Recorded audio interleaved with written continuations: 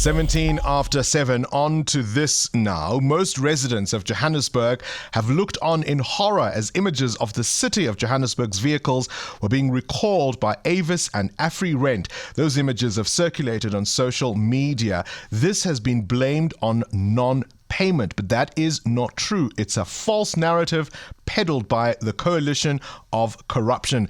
So says Leah Knott, the MMC for Group Corporate and Shared Services at the City of Johannesburg. She says an investigation has rather uncovered irregular contracts, corrupt officials and political interference. She joins us now, and of course she's also going to be with the CEO of one of the companies at the center of the saga, but I'll give her the first bite at this. A very good morning to you, and thank you for your time. Good morning to you, Bongani, and good morning to your listeners. All right, we've, of course, as you say in your piece, all looked on with horror as those images of those vehicles, it appeared, as they were being circulated, that they were going to be taken. You're saying this is not about money, this is not about payment, rather about corruption. Yeah, so it's two things. It's political sabotage on the one end, and on the other end, you know, the ANC unfortunately tried to create this panic situation, I think leading up to their motions that they withdrew yesterday.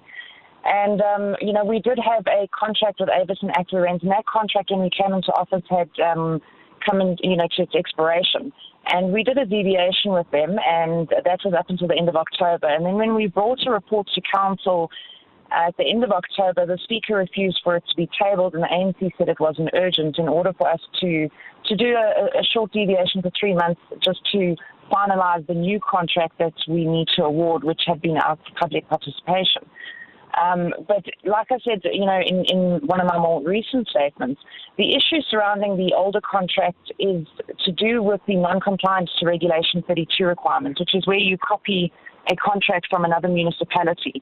And that's an internal issue within the city that needs to be dealt with, because National Treasury asked for an investigation which wasn't done 2 years ago.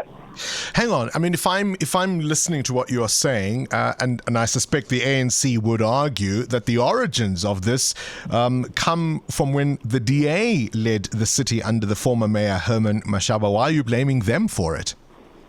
No, you know, in essence, the fleet issues emanate from much sort of way past that period.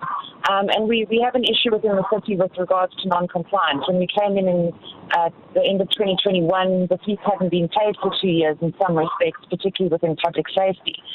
There are issues internally dealing with procurement and supply chain that need to be dealt with. And what we've done immediately with the city manager is implement security vetting and very strict requirements now in the month of October for people that sit on any of these procurement panels and have anything to do with tenders within the city. What are some of the things that you say you have uncovered in terms of double billing, for example, triple billing in other instances? Tell me a little bit more about that. So what we've got, you know, GCSS, for example, which is Corporate and Shared Services, we procure the contracts for the city. It's then implemented by the departments and entities that it services. So public safety would pay for their own rentals, they would license them, they would send them for repairs and maintenance, etc., and they would essentially manage their portion of the fleet. And this is where it's gone a little bit awry, and it hasn't been managed effectively. So what we'd like is more of an online contract management system, and we've actually, the city manager has taken over now, the acting city manager, in monitoring what is happening within these departments and ensuring that we are, you know, above board and everything's being done properly. So what we've seen is that we've got a number of vehicles that were driving without license discs, and in most cases it was actually just a case of collecting the license discs. It wasn't that they hadn't been renewed. And to me, I mean, that's just, you know, it's negligence, and we needed to rectify that. So there's a lot of issues with material defects in the terms of references when contracts are put out. That happened in one of the, I think, the Pick It Up fleet contracts, which actually happened last year. And Pick It Up then went out and procured their own augmented services. You would have seen they implemented that the 1st of November, because we thought that was a better idea than letting them run out of fleet because of the material defects internally. You've also talked about forensic investigations with serious findings against officials not being acted upon. Yes, so we had two investigations that were done, and it was found that officials within the city had acted improperly. And one of them, we actually had a negative finding against him in September. He's appealed that case, so we await the outcome. It actually should be very, very soon. And two other officials within the fleet department that are at the moment, because we have implemented those recommendations in terms of the investigations. If you, of course, Avis and certainly Afrirent, you look at all of this and say whatever internal issues the city of Johannesburg may be dealing with, the finger can't point to them. If anything, they want their money for the services and the vehicles they're providing. No, absolutely, and I think that's only fair. I know they're engaging with the city manager at the moment over the next sort of 48 hours from yesterday, and we have agreed, I think we're sitting down with the city manager at sort of midday today to go through all of their concerns, and they're right to have concerns. I mean, we have gone out in the deviation, and they need to be assured that they will be paid for their vehicles, that everything they're doing is above board, that they're legally compliant in terms of a deviated contract, and I understand that completely. The city manager did advise that with the vehicles, because Afrirent has not grounded any vehicles to my knowledge. As yet, they have allowed for the negotiations to happen, and we'll take steps once we have that outcome. Avis have grounded a couple of vehicles. They are all in Joburg Water and JMPD. I think JMPD's got about 19, but there are quite a substantial amount in Joburg Water. And from the city manager's engagements with them, and what he's advised us is that a lot of those vehicles have exceeded their mileage and all sorts of other things that made it a risk for them to be on the road. But because they haven't yet finalised the negotiations, they can't be immediately replaced. But as things stand now, the midnight seizure that was expected, that's off. As far as I'm aware, yes. The city manager did have a discussion with the CEO of Afrirent, and I think they agreed to give us 48 hours to engage, and they didn't ground any vehicles that evening. All right, Leah Knott, the MMC for Group Corporate and Shared Services. 702. The Big Interview With Bongani Bingwa. This is, of course, with the city of Johannesburg. Well, Senzo Tabedze is the CEO of Afrirent and one of the rental companies that the city of Johannesburg has been dealing with. You heard all of that, Senzo. Thank you so much for your time. Let's start with the seizure. Leah Knott says, as far as she knows, for now at least, the vehicles are still with the city. Morning, Bongani. Yes, that's true.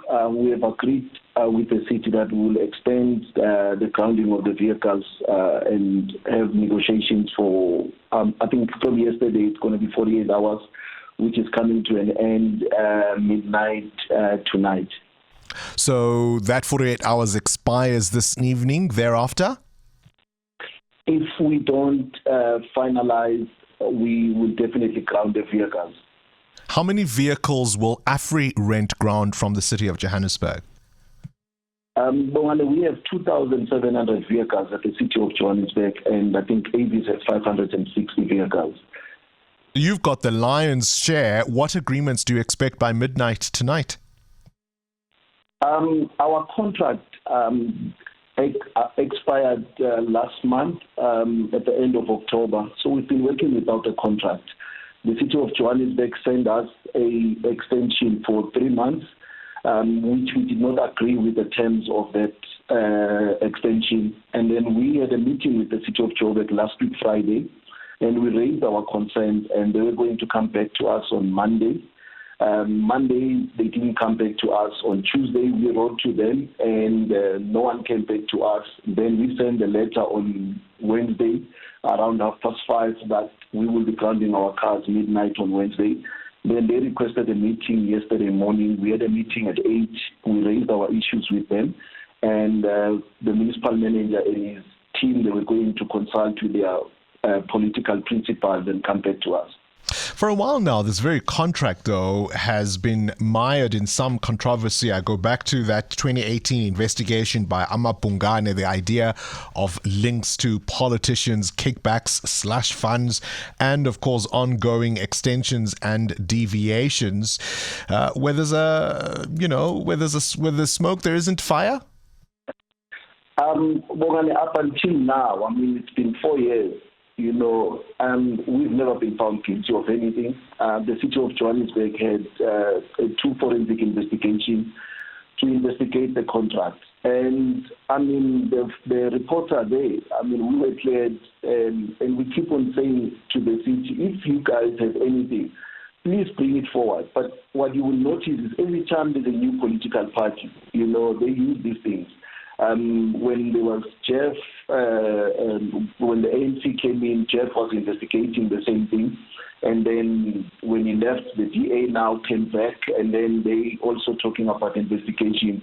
But to us, it's just a political grandstanding more than anything. And it is one of the issues that we have raised with the city of Johannesburg to say, if there are any wrongdoings, can you please bring them forward, or can you at least go and open a case?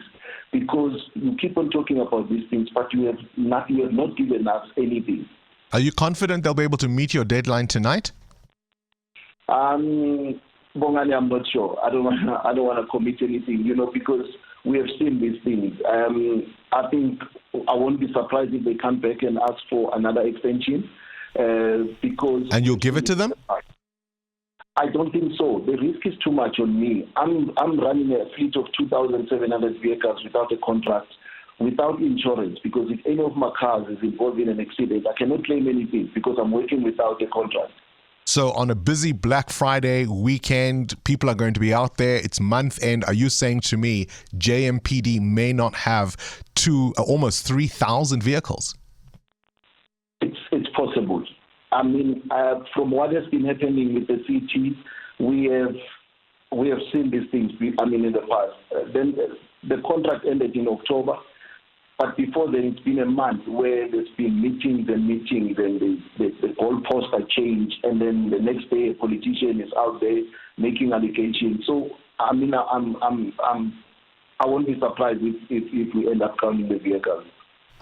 Goodness me. All right, Senzo Tabedze there, the Afrirent CEO on the line. And of course, Leonot says this is something that wanted to table to council for resolution.